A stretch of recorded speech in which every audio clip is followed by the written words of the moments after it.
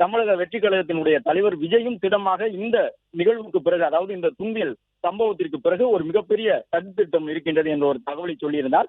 அது மட்டுமல்ல, இந்த நிகழ்வில் உயிரிழந்திருக்கக்கூடிய குழந்தைகள் உள்ளிட்ட 41 பேரினுடைய குடும்பத்தினர் அவர்கள் செய்தியாளர்களை சந்திக்கும் பொழுதும் தங்களுடைய அந்த அழுகுரல் சத்தத்திற்கிடையே பேசும் பொழுதும் கூட விஜய் மீது ஒரு சிலர் குற்றச்சாட்டுகளை கூறியிருந்தாலும் பெரும்பாலானவர்கள் அதை கடந்து விஜய் மீது தவறில்லை என்பதாக அந்த உயிரிழப்பை சந்தித்தவர்களுடைய குடும்ப உறுப்பினர்கள் சொல்லியிருந்த தகவலையும் பார்க்க முடிந்தது.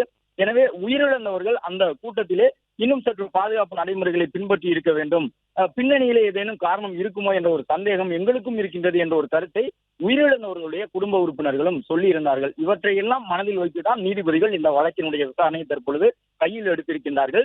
ஒரு பக்கம் காவல்துறை, அரசு துறைகள், கிட்டத்தட்ட 10க்கும் கூடுதலான துறைகள் தங்கள் தரப்பு விளக்கங்களை வழங்கி இருக்கின்றார்கள். ஊடகங்கள் எடுத்திருக்கக்கூடிய அந்த காட்சிகளிலே பல்வேறு விஷயங்கள் பதிவாகி இருக்கின்றன. குறிப்பாக நேற்று கூட நாம் தொடர்ந்து காட்சிப்படுத்தியிருந்தோம். விஜய் மீது அந்த காலனியை கழற்றி வீசிய இளைஞர் யார் என்பது காட்சிப்படுத்தியிருந்தோம். அது மட்டுமல்லாமல் இறந்த நபர்களிலே அந்த பரிதாபமாக இறந்த ஒரு சிலர்களில் அவர்கள் இறக்கக்கூடிய அந்த நேரத்திற்கு முன்பாக ஒரு சில நிமிடங்களுக்கு முன்பாக அவர்கள் என்ன நிலையில் இருந்தார்கள் என்பதையும் நாம் காட்சிப்படுத்தியிருந்தோம். அந்த இளைஞர் நிச்சயம் செய்யப்பட்டிருந்த ஒரு பெண்ணோடு ஒரு பெரிய கூட்டத்திற்குள் நிற்கின்றார். அடுத்த ஒரு சில நொடிகளுக்குள் அவர்கள் இறக்கப் போகின்றார்கள். அதற்கு முன்பாக அவர்கள் என்ன நிலையில் அந்த கூட்டத்திற்குள் நின்று கொண்டிருந்தார்கள் என்பது உட்பட பல்வேறு புதிய புதிய காட்சிகளை நாம் தெரிவித்திருந்தோம். அந்த அடிப்படையில் தான் தமிழக வெற்றி கழகத்தினுடைய அந்த கடந்த சனிக்கிழமை இரவு நடைபெற்ற கூட்டத்திலே 41 உயிர்கள் பரிதவிக்க செய்து உயிரிழந்திருக்கக்கூடிய சூழ்நிலையில் அது குறித்த பல்வேறு கருத்துக்கள் புதிதாக வர தொடங்கி இருக்கின்றன. தமிழக வெற்றி கழகத்தின் தலைவராக இருக்கக்கூடிய நடிகர் விஜய் அந்த சம்பவம் நடைபெற்ற பிறகு அந்த பகுதிக்கு செல்லவில்லை, யாரையும் சந்திக்கவில்லை, அவர்களுக்கான இரங்கலை தெரிவிப்பதற்கு கூட இன்னும் செல்லவில்லை என்றெல்லாம் ஒரு பக்கம் அரசியல் ரீதியாக விமர்சனங்கள் முன்வைக்கப்பட்டுக் கொண்டிருக்கின்றன.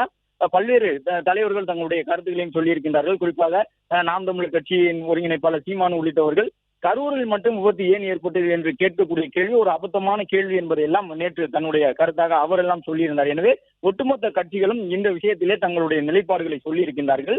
பெரும்பாலானவர்கள் இந்த கூட்டத்தில் ஏற்பட்ட குளறுபடிகளுக்கு பின்னணியில் காரணங்கள் இருக்கலாம், அவற்றை விசாரிக்க வேண்டும் என்ற அடிப்படையில் கருத்துக்களை சொல்லியிருக்கின்றார்கள். ஒரு சிலர் தமிழக வெற்றி கழகத்தினர் கொஞ்சம் பொறுப்போடு இருந்திருந்தால் இந்த விபத்துகளை தவிர்த்திருக்கலாம் என்று சொல்லியிருக்கின்றார்கள். எனவே இன்று நீதிபதிகள் இந்த வழக்கினுடைய விசாரணையை தற்பொழுது கையில் எடுத்திருக்கக்கூடிய சூழ்நிலையில் தான் கூட்ட நெரிசல் ஏற்பட்டதால் உயிரிழப்பு ஏற்பட்டது என்பது உள்ளிட்ட கருத்துக்களை எல்லாம் தற்பொழுது நீதிபதிகள் சொல்ல தொடங்கி இருக்கின்றார்கள் என்பதை நாம் பார்க்கின்றோம்.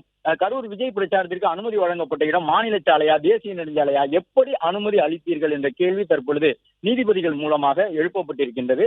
நீதிபதிகள் அந்த கேள்வியை தற்பொழுது எழுப்பியிருக்கின்றார்கள். அதன் அடிப்படையிலே அந்த சாலை பற்றிய கேள்வி எல்லாம் எழுப்பியிருக்கின்றார்கள். கரூர் விவகாரத்திலே சிபிஐ விசாரணை கேட்டது உள்ளிட்ட அந்த 7 மனுக்கள் தற்பொழுது விசாரணைக்கு வந்திருக்கின்றன. அந்த அடிப்படையில் தான் நீதிபதிகள் ஒரு முக்கியமான கேள்வியினை எழுப்பியிருக்கின்றார்கள். அதாவது அந்த சாலை எப்படிப்பட்ட சாலை, எவ்வளவு பேர் நிற்க முடியும், அந்த சாலையினுடைய பரப்பளவு என்ன, சாலை யாருடைய கட்டுப்பாட்டில் இருக்கின்றது, மாநில நெடுஞ்சாலையா அல்லது மத்திய அரசின் கட்டுப்பாட்டில் இருக்கக்கூடிய தேசிய நெடுஞ்சாலையா என்பது உள்ளிட்ட கேள்விகளை எல்லாம் அவர்கள் எழுப்பியிருக்கின்றார்கள். அரசியல் நிகழ்ச்சிகள், கூட்டங்களுக்கு நெறிமுறைகளை வகுக்க வேண்டும் என்ற அடிப்படையிலே பொதுநல வழக்குகள் தாக்கல் செய்யப்பட்டிருக்கின்றன. கரூரில் விஜய் பிரச்சாரத்திற்கு குறிப்பிட்ட நேரம் என்பது பகல் 12 மணி, ஆனால் அவர் தாமதமாக வந்தார் என்று மனுதாரர் தரப்பிலே சொல்லி இருக்கக்கூடிய அந்த குற்றச்சாட்டுகளுக்கும் தற்பொழுது நீதிபதிகள் கேட்டறிந்து வருகின்றார்கள். கூட்ட நெரிசலும் அந்த விபத்து ஏற்படுவதற்கான ஒரு காரணமாக இருந்தது என்பதையெல்லாம் அவர்கள் சொல்லியிருக்கின்றார்கள். எனவே தொடர்ந்து தற்பொழுது நீதிபதிகள் இது குறித்து கேள்விகளை எழுப்ப தொடங்கி இருக்கின்றார்கள். மனுதாரர்கள் தங்களுடைய வாதங்களை முன்வைக்க தொடங்கி இருக்கின்றார்கள்.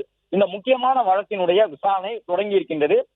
செப்டம்பர் 27ஆம் தேதி 3 மணி முதல் 10 மணி வரை விஜய் பிரச்சாரத்திற்கு அனுமதி கேட்கப்பட்டது என்ற ஒரு கருத்தை தமிழ்நாடு அரசின் சார்பில் சொல்லியிருக்கின்றார்கள். அதாவது கடந்த சனிக்கிழமை மாலை 3 மணி முதல் இரவு 10 மணி வரை விஜய் பிரச்சாரத்திற்கு அனுமதி கேட்கப்பட்டதாக தமிழ்நாடு அரசின் சார்பிலே இந்த ஒரு கருத்து சொல்லப்பட்டிருக்கின்றது. ஏனென்றால் மனுதாரர்கள் வாதத்தை முன்வைக்கின்றார்கள், தமிழ்நாடு அரசும் முன்வைக்கின்றது. தாவேகாவினர் சார்பிலே வேலுச்சாமிபுரம் பேருந்து நிறுத்தம் அருகே அனுமதி கேட்கப்பட்டது. அது தேசிய நெடுஞ்சாலை அருகே அல்ல, ஏனென்றால் அந்த பகுதியில் தேசிய நெடுஞ்சாலையும் செல்லுகின்றது. ஆனால் தேசிய நெடுஞ்சாலை அருகே அனுமதி கேட்கவில்லை, மாநில நெடுஞ்சாலை பகுதியை ஒட்டிதான் அது இருக்கின்றது என்ற கருத்தை எல்லாம் அவர்கள் சொல்லி இருக்கின்றார்கள். தமிழக வெற்றி கழகத்தின் சார்பில் இந்த வாதங்களை எல்லாம் முன்வைக்க இருக்கின்றார்கள். அதே போன்று கரூர் வேலுச்சாமிபுரம் பேருந்து நிறுத்தம் அருகே தாவேகாவினர் சார்பில் அனுமதி கேட்கப்பட்டது என்பதை சொல்லி இருக்கின்றார்கள். அது தேசிய நெடுஞ்சாலை பகுதியில் மாநில நெடுஞ்சாலையை ஒட்டி இருக்கக்கூடிய பகுதி.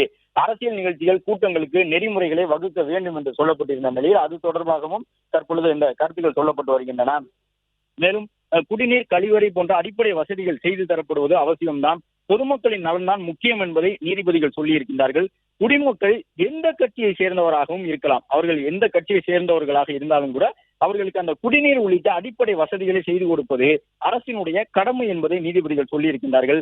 அரசின் பாதுகாப்பு அமைப்பு முறையாக செயல்பட வேண்டும் என்று நீதிபதிகள் அறிவுறுத்தி இருக்கின்றார்கள். தேசிய நெடுஞ்சாலை அருகே கூட்டம் நடத்தப்படவில்லை.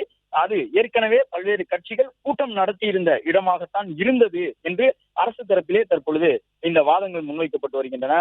சிபிஐ விசாரணை தொடர்பாக தற்பொழுது மனுக்கள் தாக்கல் செய்யப்பட்டிருக்கின்றது. தமிழ்நாடு அரசு சிபிஐ விசாரணை வேண்டாம், தமிழ்நாடு காவல்துறையே போதுமான அளவு விசாரித்து விடும் என்று சொல்லி இருக்கின்றதா என்பதெல்லாம் இன்னும் சற்று நேரத்திலே வாதங்கள் முன்வைக்கப்பட்டு வரும். அது மாநில நெடுஞ்சாலையா தேசிய நெடுஞ்சாலையா எந்த அடிப்படையில் அனுமதி வழங்கப்பட்டது என்று நீதிபதிகள் கேட்டிருக்கின்றார்கள். அரசு தரப்பிலே செப்டம்பர் 27 பிற்பகல் 3 மணி முதல் 10 மணி வரை பிரச்சாரம் மேற்கொள்வதற்காக விஜய் கட்சியினுடைய தமிழக வெற்றி கழக நிர்வாகிகள் அனுமதி கேட்டிருந்தார்கள். அனுமதி வழங்கியதில் பல குற்றச்சாட்டுகளை எல்லாம் முன்வைத்துக் கொண்டிருக்கின்றார்கள் என்பதை அரசு தரப்பிலும் தற்பொழுது ஒப்புக்கொண்டிருக்கின்றார்கள். அதே நேரம் அவர்கள் தாவேகாவினர் அனுமதி கேட்ட இடம் என்பது வேலுச்சாமிபுரம் அருகே இருக்கக்கூடிய பேருந்து நிலையத்தை ஒட்டி இருக்கக்கூடிய பகுதி. தேசிய நெடுஞ்சாலை பகுதியிலே அவர்கள் அனுமதி கேட்கவில்லை என்பதை சொல்லியிருக்கின்றார்கள்.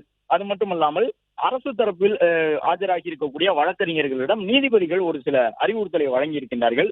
குடிமக்கள் எந்த கட்சியை சேர்ந்தவராகவும் இருக்கலாம். அவர்கள் ஆளுங்கட்சி எதிர்கட்சி என்று எந்த கட்சியை சேர்ந்தவர்களாக இருந்தாலும் கூட ஒரு அரசியல் கட்சியின் கூட்டம் நடக்கும் பொழுது அந்த கூட்டத்திற்கு வரக்கூடியவர்களுக்கு அந்த குடிநீர் கழிவறை போன்ற அடிப்படை வசதிகள் செய்து தரப்படுவது முக்கியமானது. பொதுமக்கள் நலன் என்ற அடிப்படையிலே இதை அரசு தரப்பு அரசினுடைய பாதுகாப்பு அமைப்புகள் முறையாக கண்டறிந்து செயல்பட வேண்டும் என்று அறிவுறுத்தப்பட்டிருக்கின்றது. எனவே சிபிஐ விசாரணைக்கு செல்லாத வகையிலே தமிழ்நாடு அரசினுடைய வாதங்கள் இருக்கும் என்று எதிர்பார்க்கப்படுகின்றது. பிளே ஸ்டோர் மற்றும் ஆப் ஸ்டோரில் இருந்து பாலிமர் செயலியை QR கோடு மூலம் பதிவிறக்கம் செய்யுங்கள். செய்திகளை உடனுக்குடன் பெறுங்கள்.